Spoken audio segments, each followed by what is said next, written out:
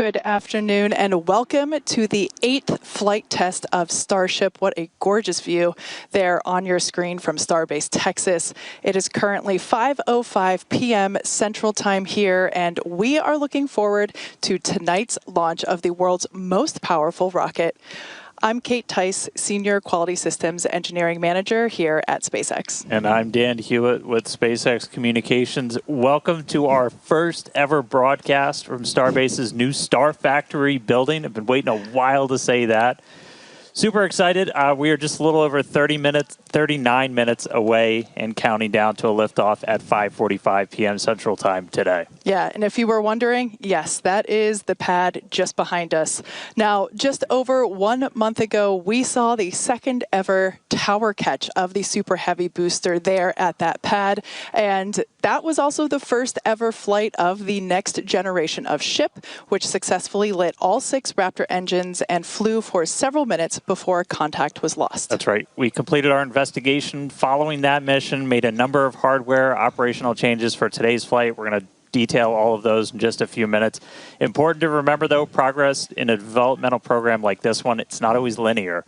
There's no comparison, though, for putting that flight hardware in a flight environment to learn as fast as possible. And as always, primary payload for Starship flight test campaign is data. The objectives for today's flight will look very similar to Flight 7. We're planning to deploy simulated Starlink satellites and fly a range of experiments. We've moved a number of tiles from ship. We've removed a number of tiles from the ship for reentry testing. We will also intentionally be stressing the flaps during reentry so we can test the limits of ship before we get ready to attempt future ship catches. So lots of new testing happening today, and as always, excitement is definitely guaranteed.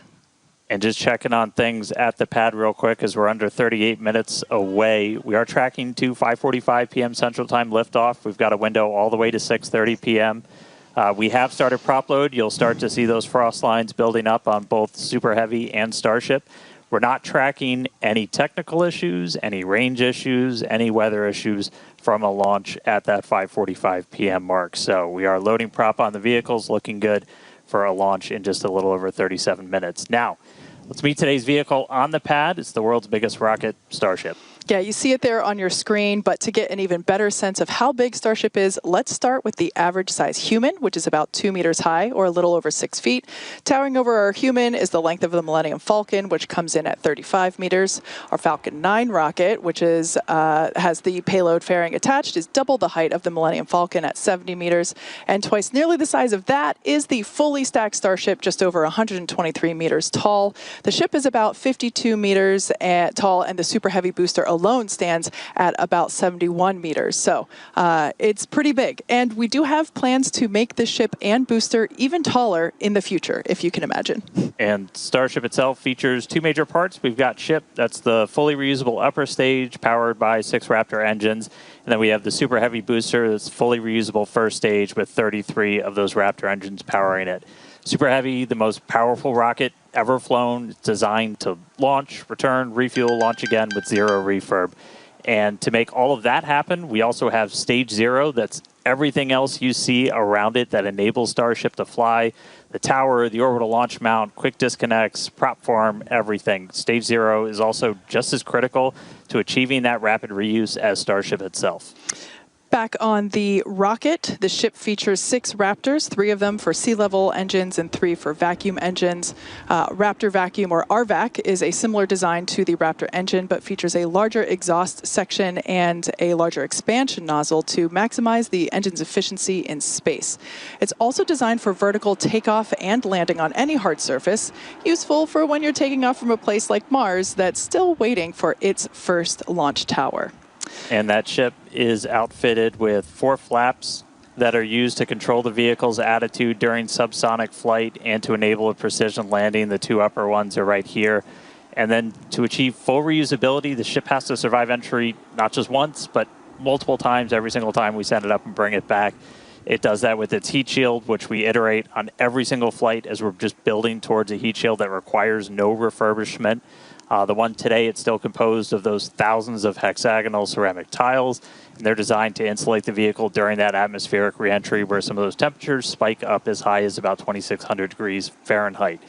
That's one of the real big things we're still working on. Rapidly reusable heat shield has never existed in history, so just continuously improving on it right now is just a key focus for all of these flight tests. And then there in between the first and second stages is our hot stage. We saw that in action first starting on Flight 2. The hot staging maneuver is when the upper stage engines are ignited before the booster engines are completely cut off. With hot staging, the rocket never stops accelerating during separation. So it's actually more efficient than traditional stage separation, even though it sounds kind of crazy. You actually see it there on your screen now. That is one of the upgrades that we made on Flight 2, thanks to lessons that we learned on Flight 1. Several of the improvements and upgrades made for today's flight will unlock our ability to fly longer missions, something that we'll want to start doing, as we start doing orbital flights around Earth, and of course, eventually to Mars. And Ship definitely had a lot of lessons learned on Flight 7, but Super Heavy Booster put on one hell of a show for our second ever return to launch site and catch. Marked our first reflight of hardware, shout out Engine 314, and it brought us a lot closer to full reuse. For more on that, get ready, Internet. We're going to be joined now by our buddy Chris out in Hawthorne. How's it going, Chris? And thank you, Dan, and I couldn't agree more. Raptor 134 definitely started us down that path toward rapid reusability for the Raptor engines, and who knows, maybe we'll see it again. Stay tuned. Welcome, everyone, to Hawthorne, California. As you can hear, excitement is building as we count down to Starship's 8th flight test. Behind me, you can see one of our mission control rooms where engineers here in Hawthorne are assisting our flight control teams in Starbase, keeping an eye on various systems like Starship's avionics and, of course, those powerful Raptor engines that have quite a workout ahead of them today. Now, the Raptor engines you'll see and definitely hear today were manufactured right here in Hawthorne, California. And the engines on today's flight are all Raptor 2 engines, which is the same design we've been using for Starship's flight tests to date. And that includes all of the engines that have powered the 2 Super Heavy boosters back to Starbase for catch and recovery by Mechazilla. But here at SpaceX, we like to continuously improve our designs by eliminating the parts we don't need. We call this applying the algorithm, and that helps us simplify designs and drives us toward rapid, reliable reuse. And that's just what we're doing with our Raptor engines, like you can see here on your screen. I love this family photo of the Raptors because it really shows you the unprecedented step forward in rocket design that Raptor 3 is. And you can really tell that we applied the algorithm here, questioning the requirements for the engine, finding the parts we didn't need, and then optimizing for manufacturability and reuse. Now, one of the cool things about Raptor 3 is that it eliminates the large and heavy engine heat shields, which means that when we move from the Raptor 2 to the Raptor 3 engines on Starship, each Raptor 3 engine is going to save us about 1.1 metric tons of mass, and that's a lot of mass when you multiply that by 39 or more engines. So Raptor 3 will help us increase Starship's efficiency and as well as the amount of mass that Starship is able to deliver to space. And I got to say, personally, it's really exciting to be looking at the engine that will make life multiplanetary, beginning with Mars. But before we get to Mars, we still have a lot of important and critical development work to do. And it's flight tests like today's that help us do just that. So as we get ready for Flight 8, let's take a look back at last month's Flight 7.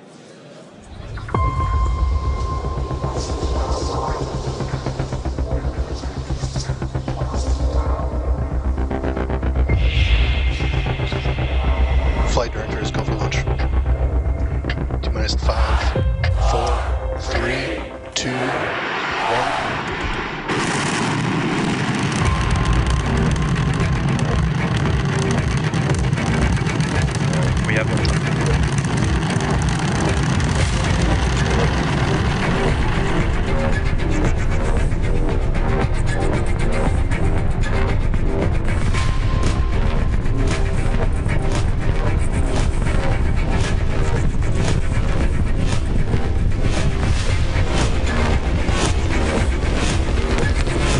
Vehicles pitching downrange.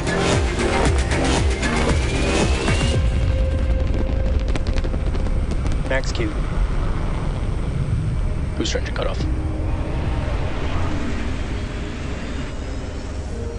Stage separation.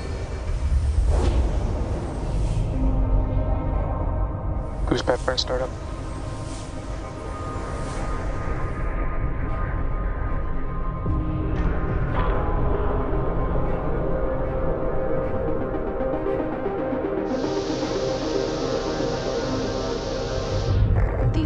is go for tower catch.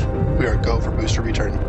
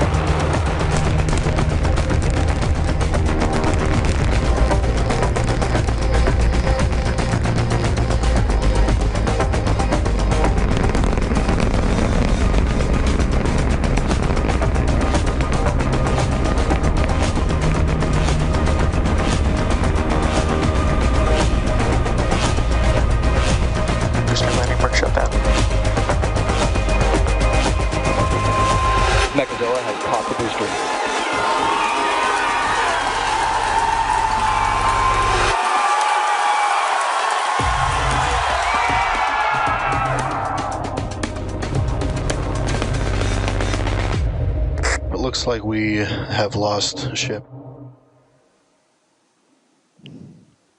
Oh man, seeing that recap, my hands got sweaty again in excitement watching that and in anticipation knowing that we're going to hopefully get to experience booster catch again. I know seeing my first booster catch, I'll never forget. There's nothing like it. Yeah. Nothing on the planet. Now, using the data from Flight 7, we've made some key improvements under the hood for today. Flight 7 taught us a couple of important things that changed some of our pre-flight testing to help us investigate more. First, we saw a harmonic response several times stronger in flight than we saw in testing. And harmonic response, in this case, it's essentially vibrations that we're seeing go through the structure. Rocket engines, as you can imagine, create an incredible amount of noise and vibration, which then passes through every component of that rocket. And on Flight 7, we saw those vibrations happening at a very specific frequency, and they were placing some extra stress on that hardware in Starship's propulsion system. This is most likely what led to propellant leaks that we saw that eventually cascaded into fires and ultimately ended with loss of contact with the ship. As part of our investigation, our team at Starbase took this flight's ship through a 60-second static fire on the Starship test stand, which is 10 times longer than any previous static fire. During this test, we cycled through multiple throttle levels. In fact, you can see that on your screen now. We cycled through multiple throttle levels on the engines to recreate different conditions seen within the propulsion system during flight.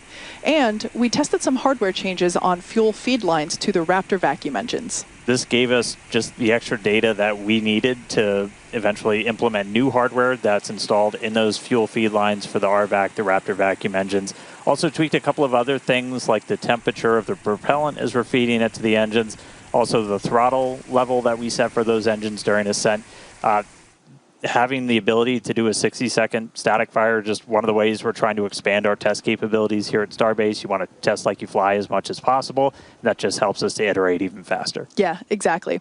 The fuel feed lines to the Raptor vacuum engines, which are unique to this upgraded version of ship, look like large straws running through the oxygen tank. Today's vehicle has one of the hardware configurations we tested in that extended static fire because it showed it was able to minimize the harmonic response and lower its amplitude or strength. We also took another look at where those fires broke out, specifically in what we call the attic. That's an unpressurized space between just the bottom of the ship's liquid oxygen tank and the top of those engine heat shields. Fires in that space resulted in a loss of vehicle back on Flight 2 and also on Flight 7. So we took some steps to make it more resilient to leaks in the future. To do that, we added a pretty hefty purge system. It's going to use gaseous nitrogen. It's pretty similar to the CO2, the carbon dioxide system we use on booster.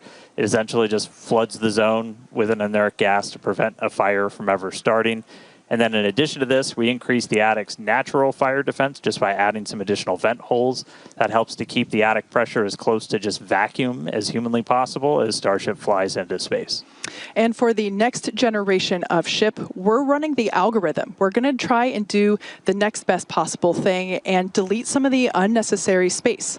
So that ship will be using Raptor 3 engines, which will let us reduce the attic volume and eliminate the majority of joints that can leak into the space. In the end, what you're seeing take place with these changes is the core of our test program. We fly hardware all together in a real-world environment. We learn from the data, we make upgrades, and then we fly again. Ultimately, we fly to learn, and we're learning a lot. That's right. Now, for today's flight test, we're going to be attempting to do everything we didn't get to do on Flight 7. We're still looking to get our first re-entry with this upgraded version of ship. Also intentionally trying to stress it to gather real-world data on just where the vehicle's boundaries are. So don't be surprised if it's not a smooth flight down to a landing for ship today. As always, it's going to start with liftoff, the 33 Raptor engines on super heavy igniting, lifting both it and Starship into its ascent, and it's going to power us all the way until hot staging. Yeah, those engines on the ship will ignite while the ship is still attached to the booster. This will create that stage separation that we see there. Second stage will continue to go on its way. The booster will make a flip and come back here to the launch tower just behind Dan and I for hopefully what we will see the third ever booster catch. Meanwhile, ship continues its ascent, gets into its suborbital place in space. We're going to have a test satellite deploy, pew-pew, Starlink's firing out. And then we're also going to do a Raptor relighting one of those sea-level engines before we get to ship re-entry. Troubleshoot by the state machine. And the ship will continue through, make its entry phase that lasts for a few minutes.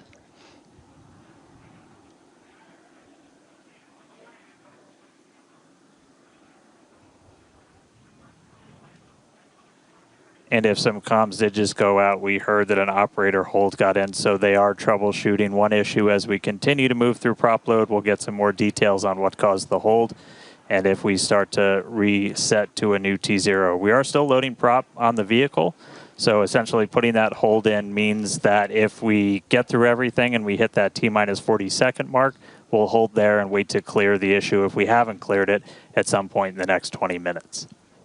Yeah, for those that are unfamiliar, that T-minus 40-second period is an opportunity to troubleshoot, unlike our Falcon timeline. So we do have a little bit of leeway.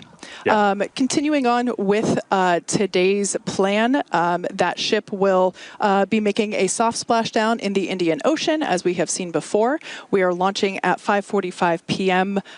Today. This evening launch will allow us to have daytime views of the ship as it makes its splashdown. So, yeah, good news. It's a lot on ship's plate, but we're still hyper-focused on finding all of those real-world limits of Starship.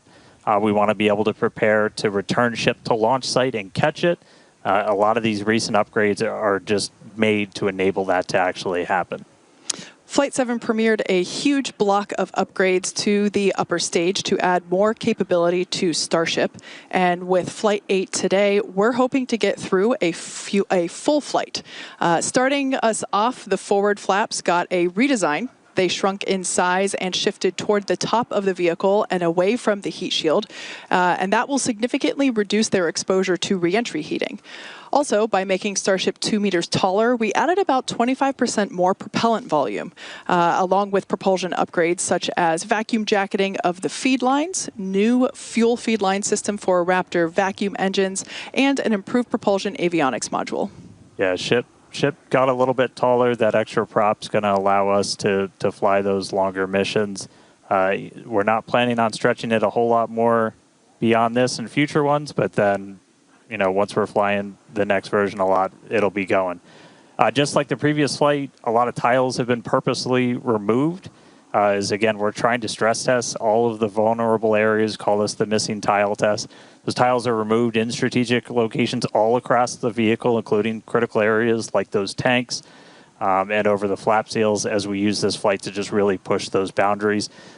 In addition to that, we have some metallic tiles, again, that are being tested, including one on the right of this animation that has some active cooling built in. The vehicle's avionics also underwent a complete redesign with things like 4 upgraded Starlink terminals, combining Starlink, global navigation, and RF communications. You can see that location there on your screen. And on the sides of the vehicle, non-structural versions of the ship's catch fittings are installed to test the thermal performance, along with a smoothed and tapered edge on one section of the tile line to address hotspots that we observed during Flight 6. And once more, we're back at testing some radar sensors on those tower catch arms. We did that last flight, We're doing it again as we look for some additional ways to measure the distance between the arms and the vehicle. Catching the ship's going to be pretty different from catching the booster. It does that flip right before, so your antennas are going to rapidly reorient. And so just having any extra sensors on the ground side, you're adding extra layers of control while the ship and tower talk to each other for a catch. In another first, Starship will deploy 4 Starlink simulators. They are similar in size to our next generation Starlink satellites. With unparalleled payload capacity and full reusability, Starship will be able to deploy our more advanced V3 Starlink satellites, which will revolutionize global connectivity with Starlink all over again. Each one of those Starlink V3 launches on a Starship is going to add about 60 terabits of capacity to the Starlink network. To give you some context, that's about 20 times the capacity of what we're adding with every V2 mini launch and a Falcon 9 right now. That's going to help us expand Starlink's network, expand its impact in the coming years as we expand that access to high-speed internet all around the world and eventually beyond. And the Starlink simulators that we're deploying today, they're going to be on the same suborbital trajectory as Starship. We expect them to demise as they enter in the atmosphere. And then Starship's trajectory itself looks very similar to our last several flights, splashdowns targeted in the Indian Ocean. And on top of all of that, we're also going to relight a single Raptor engine again while in space. We're just trying to get data on in-space Raptor burns. You're going to need those for deorbit burns when we're doing orbital missions, and eventually when we're doing missions way beyond Earth and we're on our way to Mars. Yeah, so just like you said earlier, Dan, there's a lot on Starship's plate for today. But one of the hallmarks of these Starship flights are the incredible views that we get throughout the flight, courtesy of Starlink. Every day, we're working to expand the Starlink network both on Earth and in space. For how all this connects us to the big mission, let's head back to Chris. Thanks, Kate. And as fans of Starship may know that Starlink enables us to bring you a lot of those unprecedented views, both from space and on Earth. Personally, I love all those epic views of the plasma wrapping around Starship during re-entry. So thank you to our Starlink teams who enable all of those amazing views and the information we get. Now, in addition to the dozens of cameras on Starship itself, as you see on your screen here, we also have mobile Starlink camera kits deployed in the middle of the Indian Ocean, as you're seeing from a previous flight. Starlink also allows us to connect our aerial cinematography units on the ground at Starbase and at other strategic camera spots around Texas and the world. And that's all part of how it comes together to help us tell the incredible story of Starship, both on and off the planet. So thanks to Starlink, Starship is now capable of streaming more than 120 megabits per second of real-time, high-definition video and telemetry through every phase of flight. This not only provides those incredible views of reentry for all of us, but also the invaluable engineering data to help our engineers rapidly iterate across all systems of Starship. And all of that streaming data today will be put to good use with the more than 30 cameras that are on the vehicle for today's flight. Now, Starlink is the world's largest satellite constellation operating in low Earth orbit to deliver high-speed, low-latency broadband internet. This provides internet access to people around the world, many of whom have never had connectivity before. As of today, Starlink is serving more than 125 countries, territories, and other markets, and has more than 5 million active customers and counting. But to meet the growing global demand for high-speed internet, SpaceX recently expanded its factory at Bastrop, Texas, and introduced Starlink Mini as well as an upgraded version of the Starlink Standard kit. Here's our first ever look inside our brand new Bastrop facility. There's like an interesting stat where like the odds of being struck by lightning in your lifetime are like about 1 in 15,000. And we make 15,000 dishes a day. If the odds of a defect happening are the same odds as being struck by lightning in your lifetime, it's almost guaranteed to happen one time in this factory a day. So you have to have like a very intense focus on quality. Right now, we're in Bastrop, Texas at the Starlink manufacturing site, just about 20 miles east of downtown Austin. So the main function of this site is to produce our standard Starlink kits. Right now, we're producing 15,000 a day straight out of the factory. Raw plastic pellets come in, raw aluminum comes in, and we make those into the Starlink kits and then ship them right out to customers' homes. When you manufacture the product that you design in-house, you're forced to live with the mistakes. What that means is that you're very motivated to quickly innovate and iterate such that you can rapidly improve the process. Our previous generation of the production line was maxed out in terms of capability. and the demand for Starlink has kept growing. So when we sat down to go design this factory and this version of our production line, we were really forcing ourselves to innovate.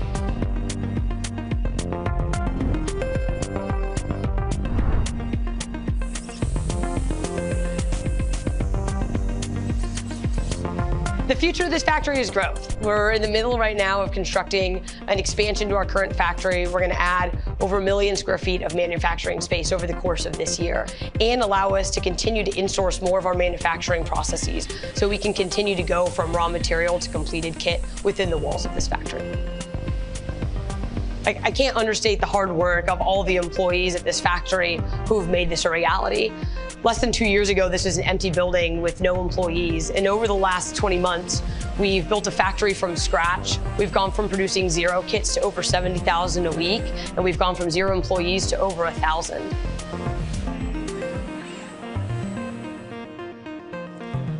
And it is incredible to see all of the tech in that facility that will help millions of people around the world, the way they want to use it and the way that they need to use that technology. Definitely a lot of good things to come from our Bastrop facility. And while we're talking about the infrastructure that enables us to do all of these amazing things, you've probably seen some changes recently around Starbase. Coming online this year is the second tower at Starbase, and this tower has redesigned chopsticks and is built to accommodate the next generation of Starship and Super Heavy. It will have a redesigned launch mount and flame diverter system built to be rapidly reusable and hardy enough to withstand hundreds of launches at a time. Now, over at the production site down the road, we're also building a new integration and refurbishment facility called Gigabay. And Gigabay, as the name implies, will allow us to process more Starships at the same time over our current Megabays. But Gigabay isn't just for Texas. If that weren't exciting enough, we're also further expanding Starship operations into Florida, bringing production and launch capabilities to the Space Coast. As Starship flight testing, development, and launch cadence continues to pick up pace at Starbase in Texas, over in Florida, we're building a Gigabay as well. Gigabay will stand 380 feet tall and will provide about 46.5 million cubic feet of interior processing space and about 815,000 square feet of workspace.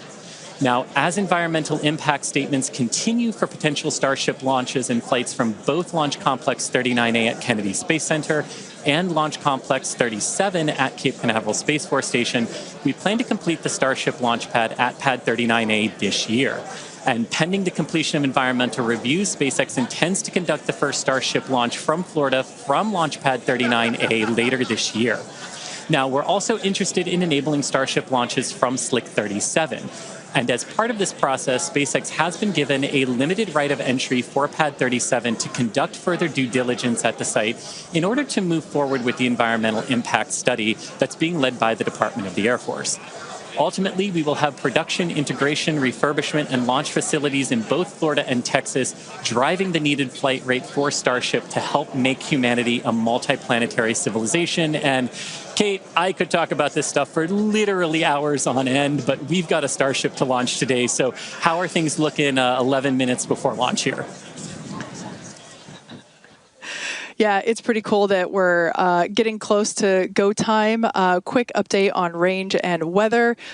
For the range, the area around the pad has been well cleared. This includes the land, air, and sea space. So all is clear on the range front. That also applies to over in the Indian Ocean. The sea and airspace has been cleared as well for ships re-entry. Once again, we are making a soft splashdown in the Indian Ocean. So just the buoy cams are out there, and we'll get some great videos once again. Weather, we have a 35% chance of violating the weather the weather constraints for launch today. So it's not perfect, but it's not bad. Visibility also not so awesome. We can see the tower here. We're 2 miles away from the launch pad, but visibility around the greater area might be a little challenging. Yeah. In terms of the vehicle itself, so right now you can see we're almost done loading prop on ship, almost done on booster. If you tuned in and heard earlier, we did hear talk about a flight controller hold going in. So just a reminder, all that means is we wouldn't be able to pass that T-minus 40-second mark. They're literally talking about it right now on the loops that they think they've got the problem figured out. It was an issue on the booster where we think we will be clear by about the T-minus 2 minute mark, and we will be able to move right through that T-minus 40, hopefully. So prop load continuing. We're not holding or anything yet, and we're expecting that issue to clear before we get to that T-minus 40 mark. This morning, though, we did all of the usual checkouts, aligned the navigation systems, did all of our booster and ship tank purges, got them ready for prop load, chilled down the pad, which you can see all the cryo right now. Chilling. Things are pretty chilly out there. Prop load's been going. We just did a flap check out. We also do a wiggle check out on the chopstick arms as well. We are going to continue loading prop for about another 6 minutes. We're going to close ship at about 3 minutes, 20 seconds before launch.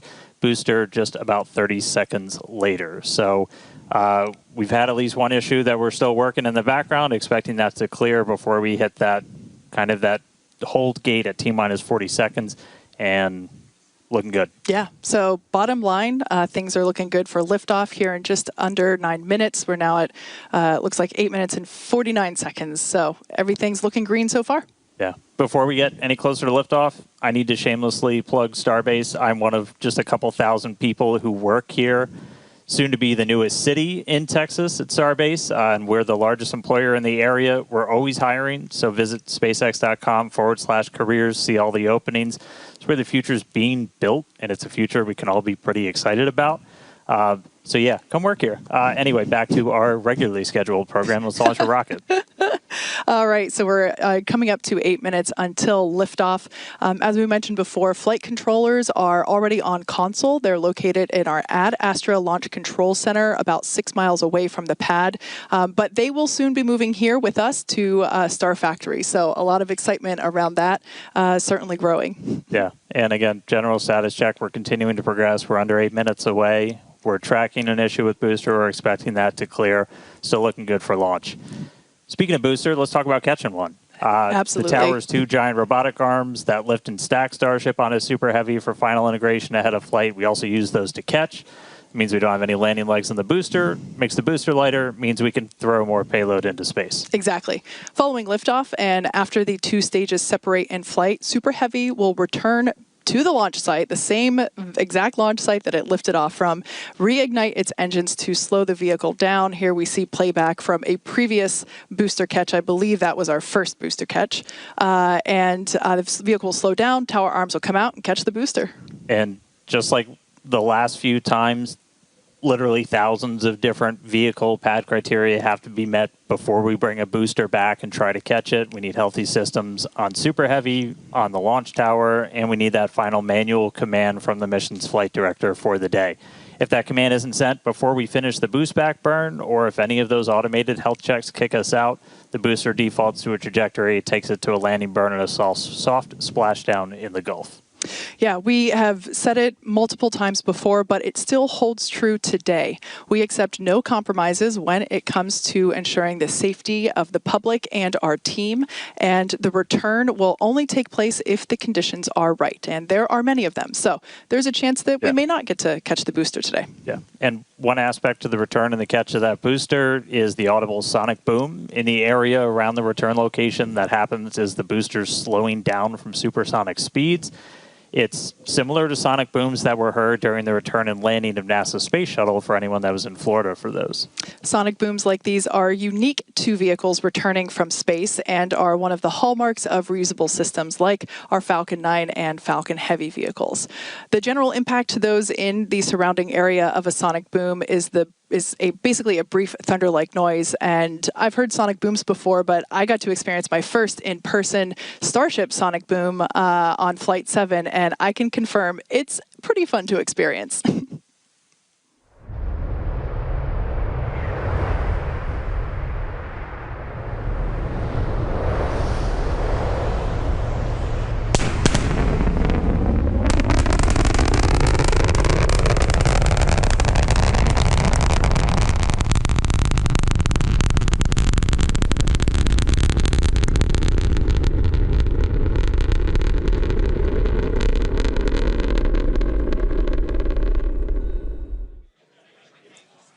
And as someone who has heard sonic booms many times in Florida, they are definitely a hallmark, and what a way to announce a returning space vehicle's return for reuse. Now, here in California, as you can imagine, the excitement is growing here. The crowd is growing. Kate mentioned our flight controllers in Ad Astra in Texas. Here in Hawthorne, we also have controllers on console in Mission Control, helping those teams in Texas monitor Starship's various systems, including the avionics and those 39 Raptor engines that were built right here in Hawthorne. Now, with 4 minutes, 30 seconds to go, Dan and Kate, how are we looking for a launch today? So we are still looking good. We're just about fully topped out on propellant on both vehicles. The closeout's going to be coming up in about a minute on ship, and then about 30 seconds later on the booster. We are still hearing chatter in the background about the booster issue that we're tracking. We may still be able to pass the hold, but if we need to hold at T-minus 40 seconds, we have several minutes that we can hang out there and work to just kind of troubleshoot those final issues before we get the go. Once we're fully loaded on prop, which is coming up soon, we've got just shy of 11 million pounds of liquid oxygen, liquid methane on both of those stages. And then once we're done, we're going to see that we're going to hear the ground lines do what's called pushback. So all of that propellant gets pushed out of those lines back to the tanks, clearing the pad for launch. Now, in the next few minutes, the guidance system will perform a final alignment. The automated flight safety system will be armed, and thrust vector control, or TVC, checkouts will be performed. As we said, if we do need to hold, it would come at that T-minus 40-second mark.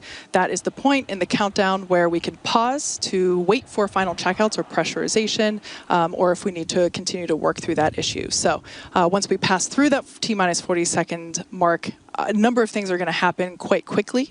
The ground spin and ignition systems come up to flight pressure. The ship's going to go on to internal power. And after that, the quick disconnect, or QD, arm lockout is removed in preparation for retraction shortly after T0. And once we do pass that T-minus 40 seconds, we still have the ability to recycle the count under certain conditions back to that T-minus 40 seconds and hold there to assess what happened and if we can proceed again to T0. But that's only in certain situations. All right, so we're just about 2.5 minutes away.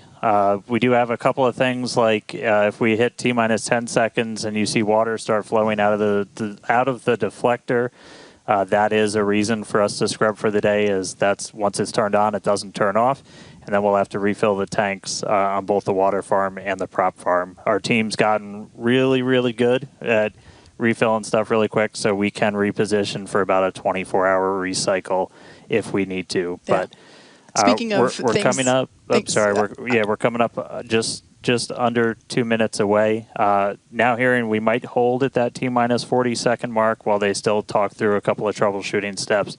But again, if we hold there, we can hold there for several minutes, even with all prop fully loaded on the vehicle, before we can release the hold and decide to move forward.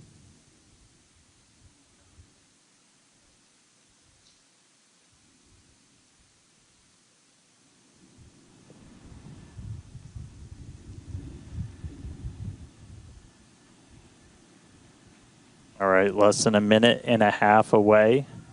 Again, keep your eye on the clock. Look for T-minus 40. We may hold there.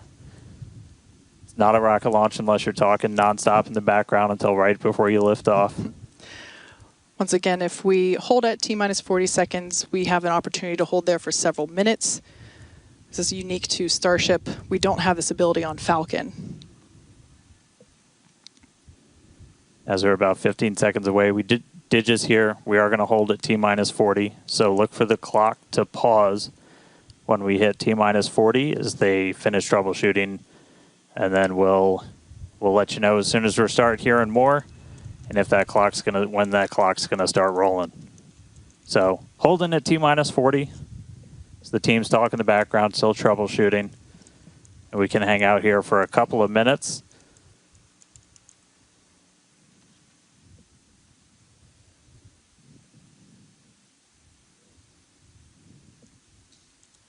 All right, and it sounds like we cleared the issue on the booster. We're now holding for a late braking issue with ship. So they're talking through that right now. Dan, you mentioned things that we've gotten really good at. It's incredible to think that we just stacked this vehicle earlier this morning, and we're already, through prop load. Prop load's pretty much complete and ready to go. It's a very slimmed down timeline. Yeah, this by far will be our fastest. We stacked the thing for the first time ever with these vehicles less than 24 hours ago.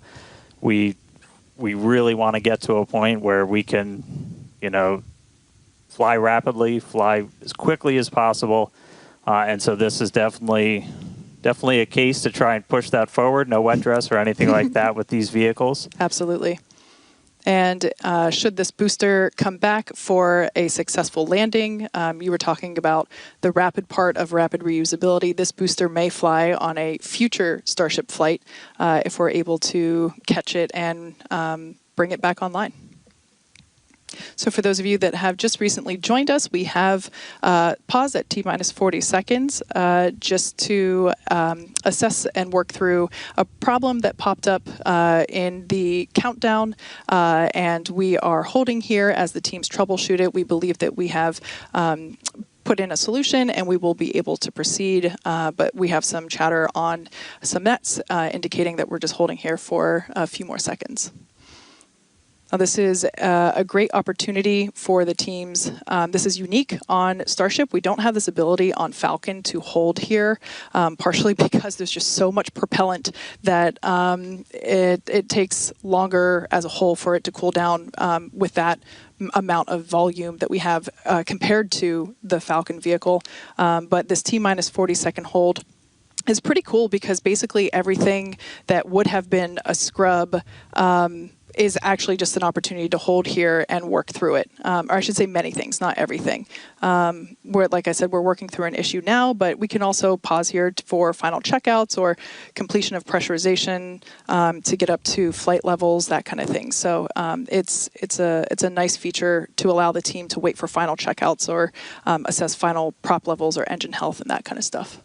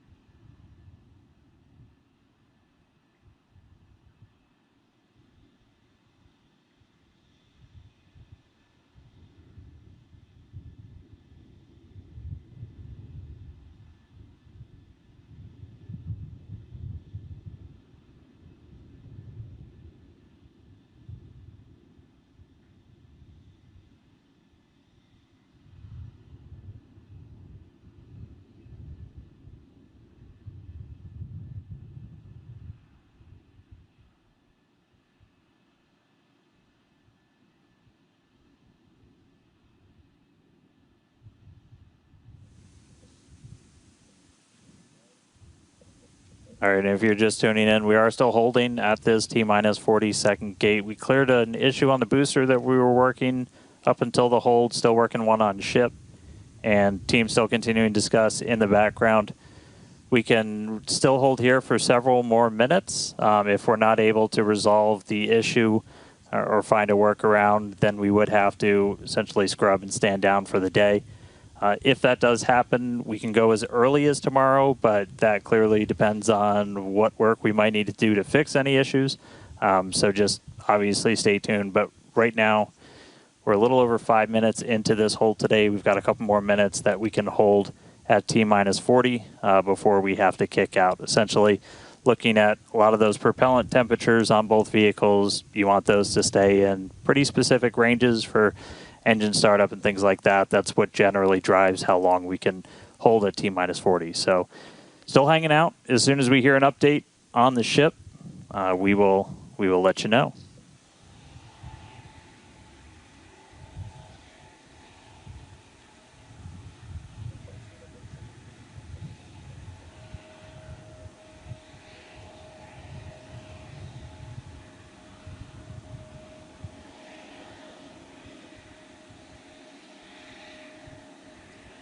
Starting to sound like we might have a decision real soon.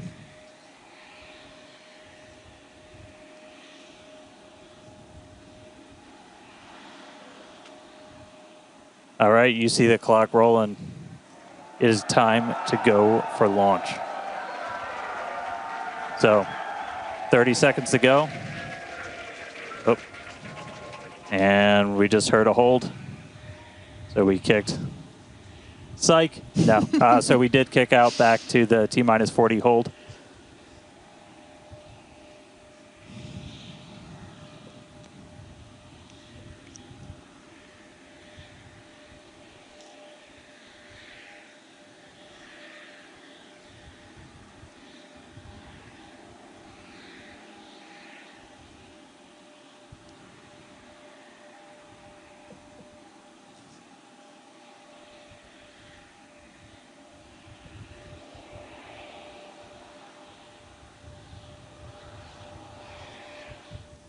All right, so as we started counting back down, we did trip a few more holds automatically from the booster itself.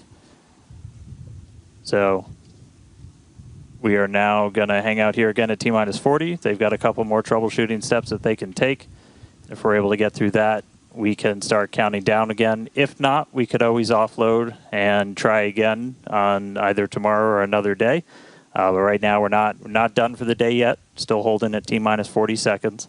And as soon as we hear some more or start seeing that clock move, you will know if we're going to go for our launch attempt today or if we just try it again another day. So keep listening in, and we'll have an update shortly.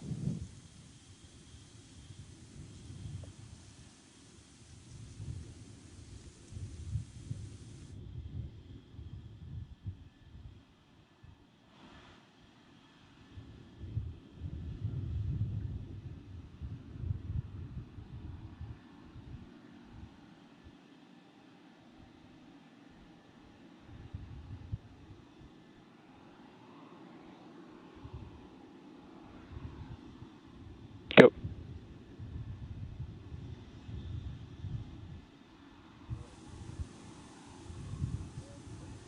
All right, and we did just hear the call. We are going to offload for today. So we had a couple of holds trip as we started counting down from T-minus 40 again.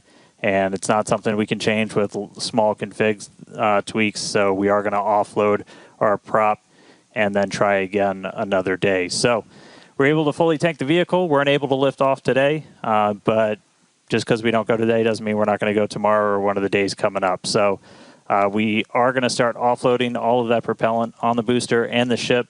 As we talked a little bit earlier, we can go as soon as 24 hours later. We won't know that for sure until we dig into everything that kicked us out of our attempt today. So obviously just keep an eye on all of our updates. So we are expecting could be about 24 hours, but we will definitely let people know. Yeah.